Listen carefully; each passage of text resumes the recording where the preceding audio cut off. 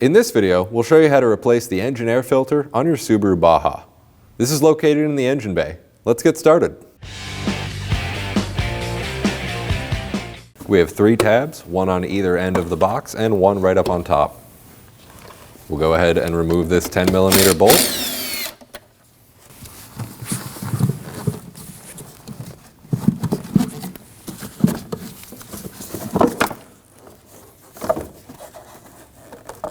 Separate the back portion of the box, and we can pull our filter out.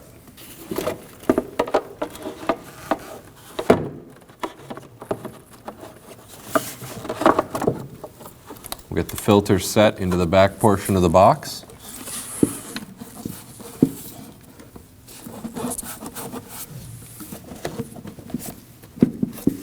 There's 3 tabs along the bottom side of the back portion of the box. We can line those up and set the box down. Now we'll get these tabs clicked down.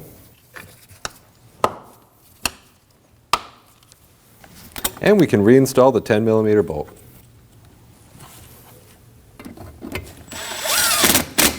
We can just snug this down.